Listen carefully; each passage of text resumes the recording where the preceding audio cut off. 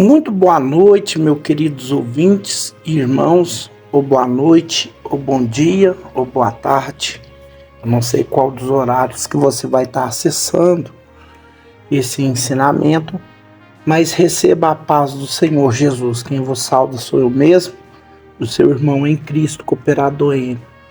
E eu gostaria de deixar aqui uma palavra de ensinamento, e dessa feita eu estarei falando sobre ramatiologia, que é a doutrina do pecado. E nessa matéria eu gostaria que você desse a atenção, porque é algo de extrema importância.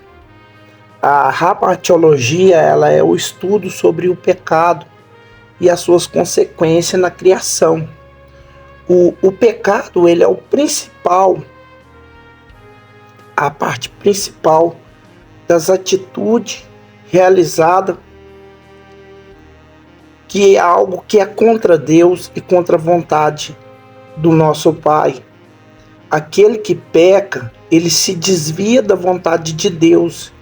E assim como as pessoas que usam a palavra grega, que se define pecado, pecado é hamartia,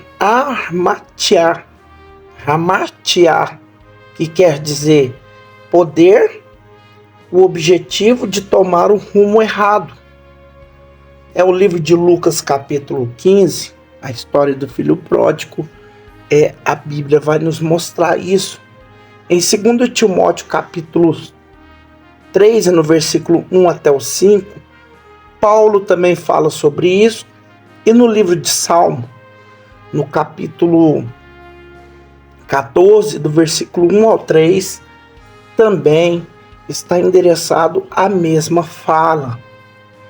Meus irmãos, ao analisar a árvore proibida, nós notamos que o seu fruto era bom e saboroso. No livro de Gênesis capítulo 3, no versículo 6, a Bíblia está nos mostrando que o fruto era agradável. Esta árvore, ela foi colocada no meio do jardim do Éden para prover um teste de obediência pela qual o homem pudesse livremente escolher entre obedecer ou não a Deus. E dessa maneira, Deus desenvolveu no caráter do homem aquilo que o homem assumiu, né?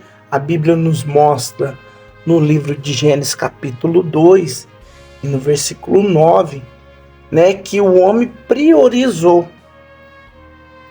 E Deus deu ao homem o livre-arbítrio para agir livremente, sem a vontade, e livremente o homem teria sido meramente uma máquina, né? Se ele fosse monitorado, se ele fosse movimentado por Deus o tempo todo, ele seria como se fosse uma máquina, né? No caso, era Deus que estava controlando o passo desse homem. Então a humanidade hoje não seria como é.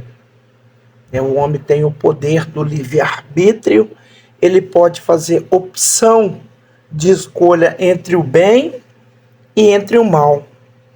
Nessa história, meus queridos irmãos, existe 4 pontos-chave, a saber, a tentação, a culpa, o juiz e a redenção.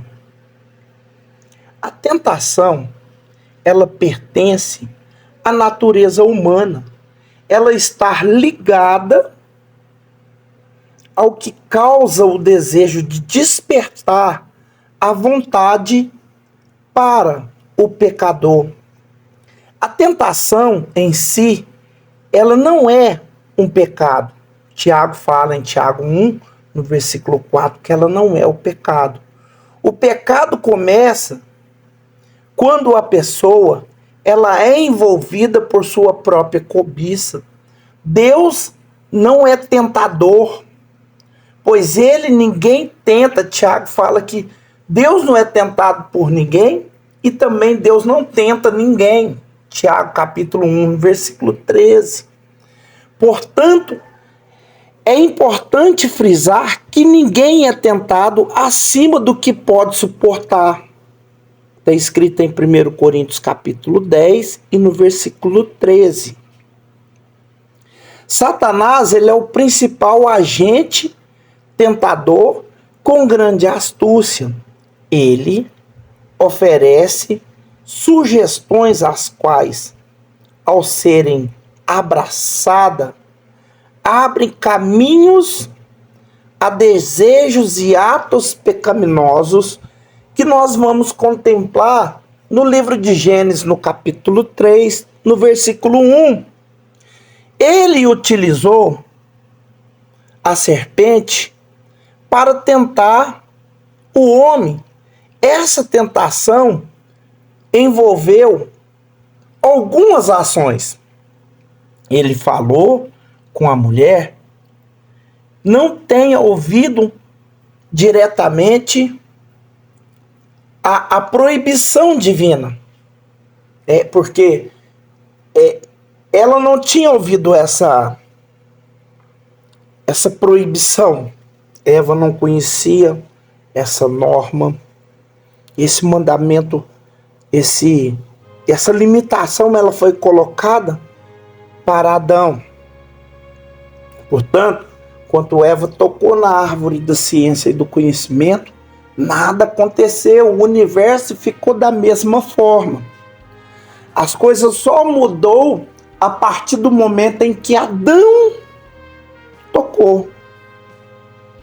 Você pode observar no livro de Gênesis, capítulo 2, no versículo 16 e 17, que essa ordenância foi para Adão.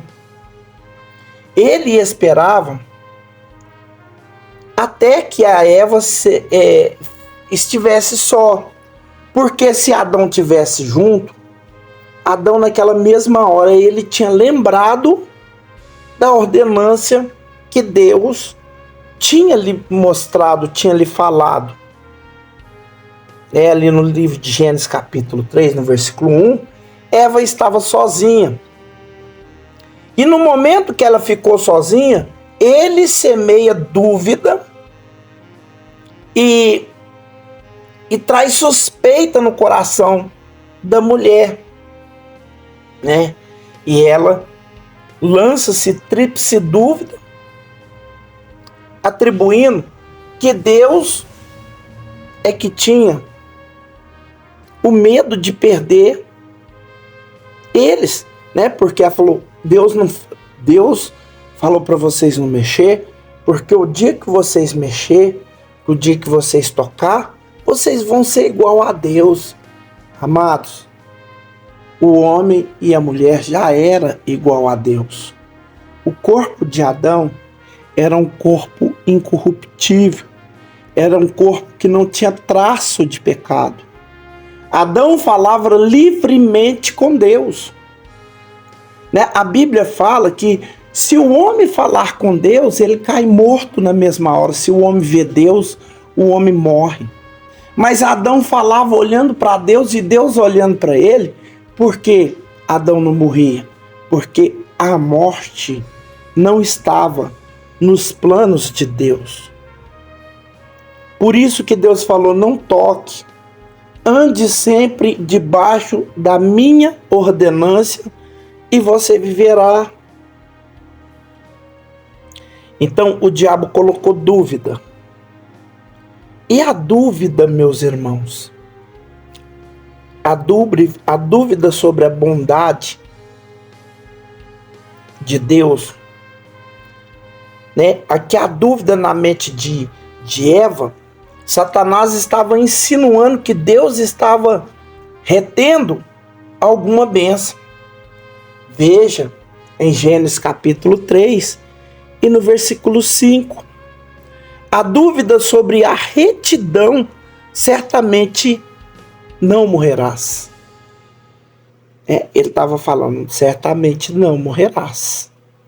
A dúvida sobre a santidade, não quer que sejamos sóbrios. Aí logo depois do pecado, logo depois da conclusão da desobediência, apareceu a culpa. Após o pecado de Adão e Eva, Eva experimenta o miserável sentimento de culpa que os faz ter medo de Deus.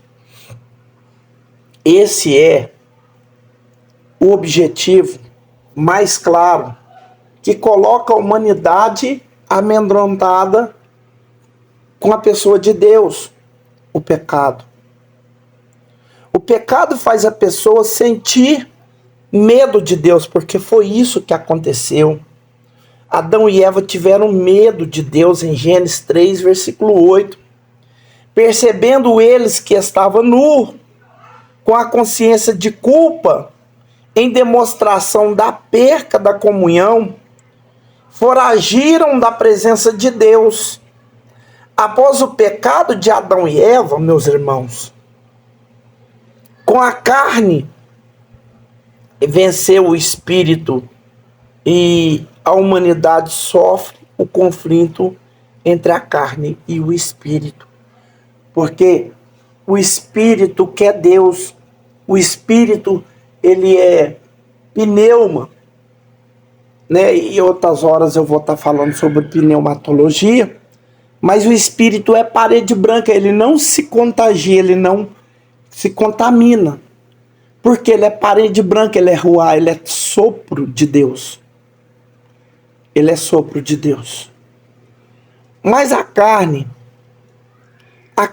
ela é cobiçosa.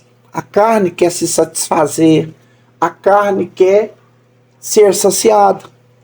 Então Paulo fala sobre o espírito e a carne no livro de Romanos capítulo 7, no versículo 14 ao 24, que a carne ela induz ao pecado chegar até a vida da pessoa, para que através do pecado haja condenação, punição e separação. E tendo essa condenação, essa punição e separação, haverá o juízo. O juízo, meus irmãos, todo pecador, todo pecado e todo pecador será julgado por Deus. O juiz de Deus é em relação ao pecado de Adão e Eva, que trouxe uma consequência a todos os envolvidos, não só a Eva que mexeu primeiro, não só Adão que concordou com Eva, mas também para a serpente que induziu a Eva e Adão participar daquilo que Deus tinha colocado limitação. Então, sobre a serpente, a serpente ela passou a rastejar. Gênesis capítulo 3, versículo 14. A sentença sobre a mulher, a presença do pecado, ela tem sido a causa de muito sofrimento. Nós vemos em Gênesis, no capítulo 3 e no versículo 16, que a mulher passou a sofrer dor de parto. E sobre o homem, Gênesis capítulo 3, 17 ao 19, o castigo, ele consiste na decepções e aflições de muitas vezes acompanhar o trabalho, além da maldição física que passou a ter a terra por causa do pecado de Adão. Porque a terra ela produzia sem nenhum cultivo. Era algo que Deus o fazia os abrolhos a brotar, né? Agora, o pecado da maldição de Adão fez com que a terra fosse arada, né? Deus falou com ele: agora você vai ter que cultivar a terra para você comer. Você vai ter que cultivar a terra. E também é certo que o pecado humano, ele tem dificultado de maneira o labor, que está em Eclesiastes capítulo 7 e no versículo 9. Porquanto és pó, e em pó se tornará. Deus falou com Adão. Gênesis capítulo 3, versículo 19. Por quê? Porque o salário do pecado acarretou essa morte, que não estava no plano de Deus, que Paulo fala em Romanos capítulo 6 e no versículo 23, que o salário do pecado é a morte.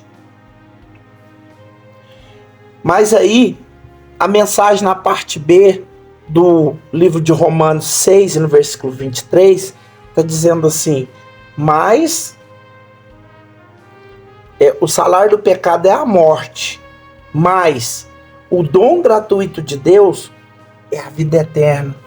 E o que se trata de vida eterna? Se trata da redenção. Deus, ao perceber que Adão estava em pecado, ele providenciou um meio de redenção. Inicialmente com a pele de um animal, de uma forma definitiva, a promessa do seu filho Jesus veio de abrilhantar. Ou seja, não estava tudo perdido. Ainda havia uma esperança em Gênesis capítulo 3 e no versículo 15. Agora, que tipos de pecado que nós podemos tratar na ramatiologia? O pecado congênito, que é o pecado herdado de Adão, pois ele, no Éden, ele representava toda a humanidade. Em Gênesis capítulo 5 e no versículo 12, fala que toda a humanidade ficou manchada com as atitudes de Adão. O salmista Davi, ele fala no Salmo capítulo 51 e no versículo 5, ele fala assim, na iniquidade eu fui gerado e em pecado eu me formei no ventre da minha mãe. Então, quer dizer, a pessoa já nasce pecadora. Agora nós temos o pecado involuntário, que é um pecado cometido sem intenção, normalmente por pensamento, gestos ou palavra. Pensamentos. Pensai nas coisas que são de cima. 24 horas. Paulo diz em Eclesiastes 3, no versículo 1 e 2. E ele repete em Filipenses 4 e no versículo 8. Temos que ter o capacete da salvação. Por quê? Porque esse capacete ele vai impedir a seta, que é os dados inflamados do maligno, que consegue aplacar na nossa mente. E Paulo fala no livro de Efésios, capítulo 6, no verso 17, que Deus, então, na parte das suas armaduras, ele vai nos dar um capacete para evitar os dados inflamados do maligno. Mas não é só isso, meus irmãos. Temos egoísmo. Nós devemos dar a nossa vida pelos nossos irmãos, assim nos disse 1 João, no capítulo 3 e no versículo 16. Para conseguir isso, nós temos que deixar Cristo viver em nós, que nos fala Paulo em Gálatas, capítulo 2, no versículo 10, e também em Filipenses, no capítulo 1, Filipenses 2, do versículo 3 e no versículo 8. E nós temos também pecados voluntários. O que é, pregador? Um pecado voluntário. Um pecado voluntário é um ato premeditado e planejado e proposital, que ele pode ocorrer por dois motivos: por comissão ou por omissão. O pecado por comissão, ele ocorre quando a pessoa faz o que não deve ser feito. Tiago fala disso em Tiago capítulo 1 e no versículo 15. O pecado por omissão, ele acontece quando a pessoa não faz o que deve ser feito, que também Tiago fala no capítulo 4 de Tiago e no versículo 17. Por exemplo, desse pecado, a atitude que nós podemos contemplar no filho pródigo, no livro de Lucas capítulo 15 e no versículo 13. O ato de Davi, que cometeu o adultério e o homicídio, que está no livro de 2 Samuel, no capítulo 12, a partir do verso 9, se tornou um pecado voluntário, que também pode ser cometido com a língua caluniosa, com mentiras premeditadas, com mal contra o nosso próximo. Tiago fala de tudo isso no livro de Tiago, capítulo 3, no versículo 2 até o versículo 8. Alimentar o mal no pensamento é um pecado voluntário, né? Então, meus irmãos, as consequências do pecado, o pecado inquieta a aflição do pecador. Nós vemos no livro de Isaías 48 e no versículo 22, que Isaías fala disso, que o pecado ele interrompe a comunhão da pessoa com Deus, que nos fala Isaías 59 e no versículo 2. O pecado, ele rouba a alegria da salvação.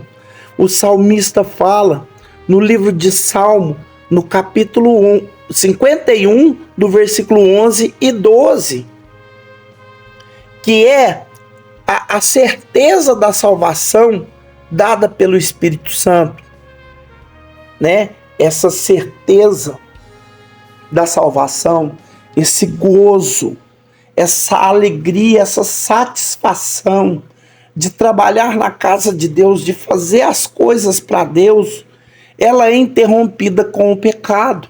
A partir do momento em que a pessoa induz a pecar e se introduz no pecado, ela começa a sentir acusada pelo seu inimigo.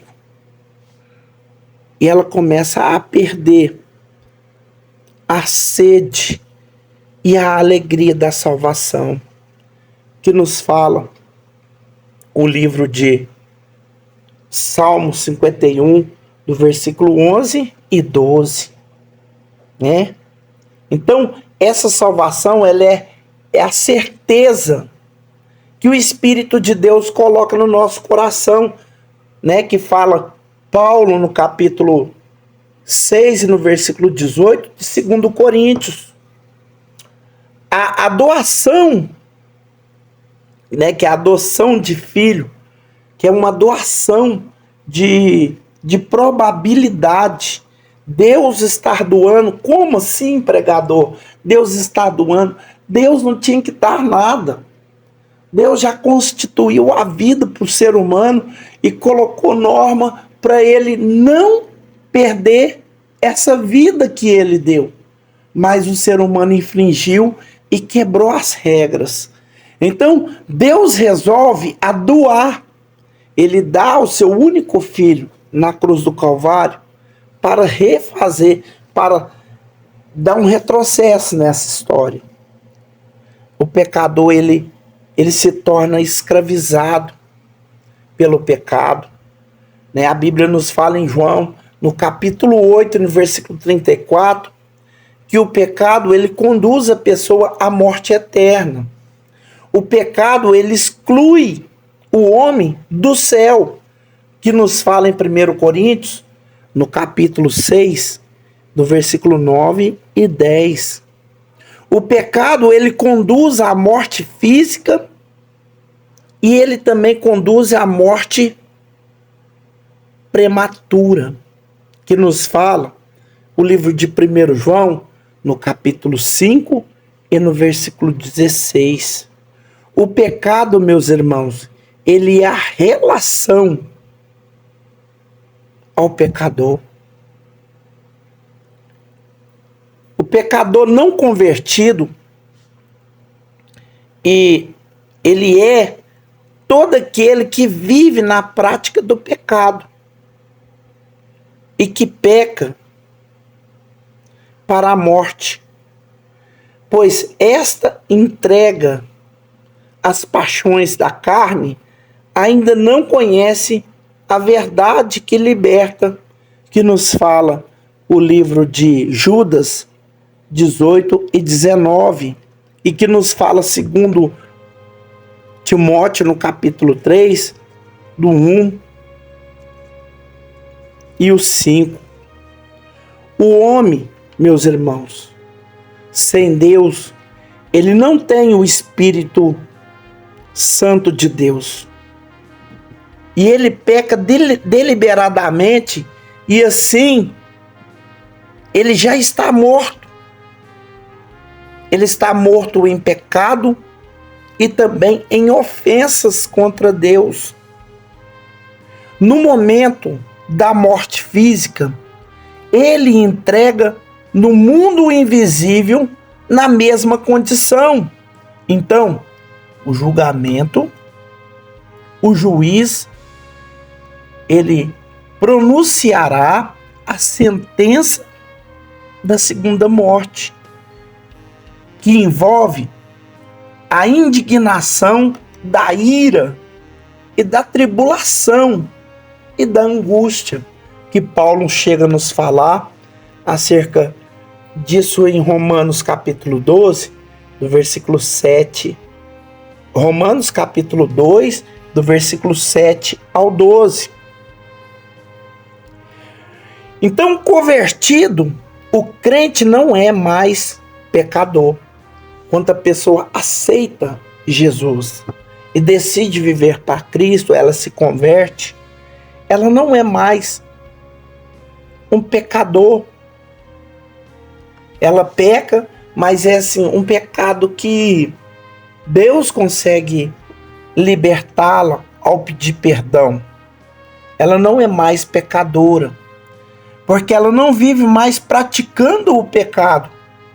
Deus escolheu para si um povo santo, um povo especial, um povo zeloso e um povo de boas obras, que nos fala em Efésios 1 e no versículo 4, e também nos fala em Tito, capítulo 2, versículo 14, e também 1 Pedro, capítulo 1, no versículo 15 e 16.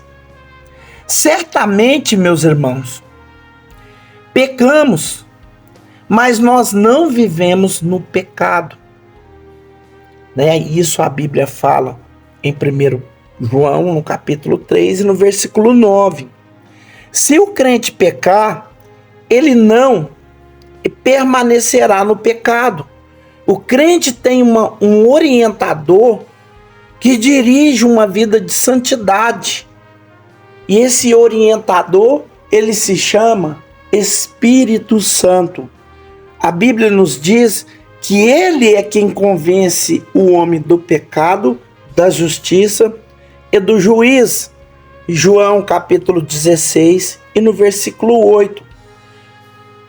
O crente, ele tem um advogado que o defende na frente das acusações do diabo. A Bíblia nos fala no livro de 1 João, no capítulo 2 e no versículo 1, filhinho, todavia eu vos digo para que não vos peque. Mas se pecar-vos, temos junto do Pai o advogado justo, Jesus Cristo Nazareno. as boas ações de um cristão fortalece o cristão para vencer o pecado. Paulo fala disso em Romanos 6 e no versículo 14. Vencendo a tentação e o pecado, ao vencer a tentação e vencer ao pecado, o nosso Senhor Jesus Cristo também foi tentado. Contudo, ele não cedeu à tentação, mas antes ele venceu a tentação, ele venceu o pecado. Nós vemos os aspectos da tentação de Jesus Cristo conforme registra Mateus no capítulo 4 e no versículo 1 até o 11. A concupiscência da carne. Jesus estava frágil na carne e com fome. E o diabo aparece para ele e diz: se tu és o Filho de Deus, transforma essas pedras em pães.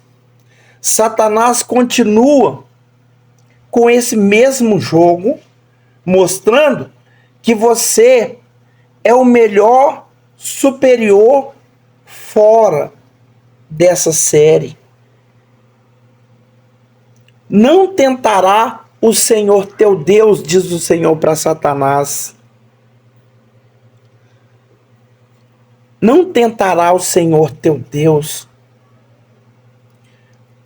Então, a soberba, meus irmãos, é que Deus quer tirar de nós. Quando alguém faz algo almejando a destaque na igreja, ele está sendo tentado por Satanás. Porque Deus nos enche dos dons. Deus nos coloca em posição de excelência para louvar, para pregar a palavra, para conduzir a obra de Deus, para orar e expulsar demônios. Mas essa excelência, ela não é nossa. É do Espírito de Deus para trabalhar em prol da igreja. Tudo aquilo que nos atrai com maior violência, ou que está mais perto do processo mental, é a visão. 3 coisas mais atraentes na vida do ser humano, que mais tem causado queda, distanciamento do ser humano até a Deus. A primeira é o dinheiro. O dinheiro tem tirado as pessoas do centro da vontade de Deus. O segundo é o poder. O poder também tem feito o ser humano prostrar diante das tentações. E o sexo. O sexo tem feito até mesmo homem e mulher que pertence ao grupo da igreja a se distanciar de Deus. Jesus venceu essa tentação produzida pelo diabo, porque ele aplicou o seu coração em obedecer a palavra de Deus. Diante do pedido de Satanás para transformar as pedras em pães, Jesus disse: não só de pão viverá o homem, mas de toda a palavra que sai da boca de Deus. Mateus 4:4. Porque ele só repetiu o que estava lá em Deuteronômio capítulo 8 e no versículo 3. Se o homem de Deus, a mulher de Deus não tiver estrutura bíblica, ele vai pecar, ela vai ser confundida.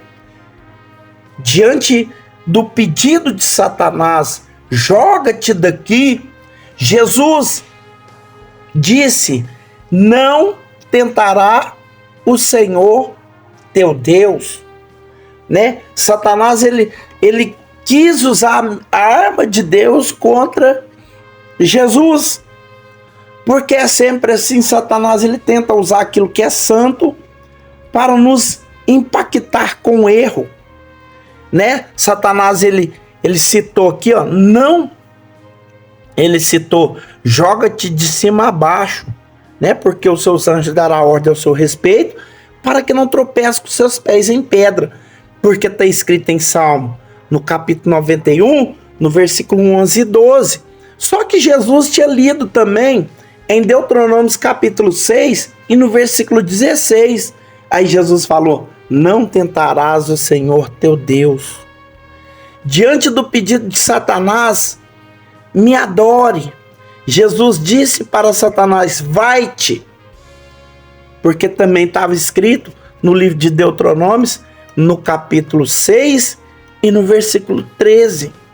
Somente ao Senhor teu Deus adorará e somente a Ele servirá. Então, meus irmãos, seja cheio do Espírito Santo, como foi Jesus em Lucas, capítulo 4 e no versículo 1. Seja guiado pelo Espírito Santo, como foi Jesus em Mateus 4, versículo 1. Jejue. Santifique a sua vida. Quebra a vontade da carne. Em outras palavras, controle a vontade, né? Porque foi isso que Jesus fez em Mateus 4, versículo 2. Resista o diabo, né? Tiago, capítulo 4, e no versículo 7, diz: resisti o diabo e ele fugirá de vós. Repreenda o diabo, como fez Jesus em capítulo 4 de Mateus e no versículo 10. Vai-te de Satanás, ou seja, cai por terra todo o poder das trevas, em nome de Jesus. Deus, até o último instante, ao prover a reconciliação com o homem, por mais pecador que o homem seja, né? Como foi Zaqueu, que nós podemos ver no livro de Lucas, no capítulo 19 e no versículo 10. Nós vemos no caso de Adão, que ao invés de Adão procurar o Senhor para lhe pedir perdão, é Deus que vai de encontro com Adão, né? No livro de Gênesis capítulo 3 e no versículo 9. Mas quando o filho pródigo ele volta para a casa do pai, que representa Deus, se ele se põe ao longe a esperá-lo, o pai já não foi de encontro, o pai esperou. Porque Deus, meus irmãos, ele não é um Deus invasivo. Ele não quer chegar invadindo os seus desejos, as suas privacidades. Não. Deus deixa você andar pelos seus próprios caminhos. A Bíblia diz no livro de Provérbios, capítulo 12, no versículo 14, ou 14, 12. É um desses dois, vice-versa. Ele diz assim: há caminhos que aos olhos dos homens parece ser reto a seguir, mas o fim desses caminhos são caminhos de morte. Jesus falou: eu sou o único caminho, a verdade e a vida. E ninguém vem ao Pai se não for por mim. Então nós vemos que o caso de Judas, né, que está no livro de João, no capítulo 13, do versículo 23 ao 26, que também registra em Mateus 26, 50, a reconciliação só pode ser conseguida através de Deus por meio do sangue de Jesus Cristo, que nos purifica de todo pecado, né? Que está em 1 João capítulo 3 e no versículo 8, e 1 João capítulo 1, do versículo 5 e 10. Quando há um coração contrito, com reconhecimento do pecado e abandona, né? Aí a pessoa vive aquela paz.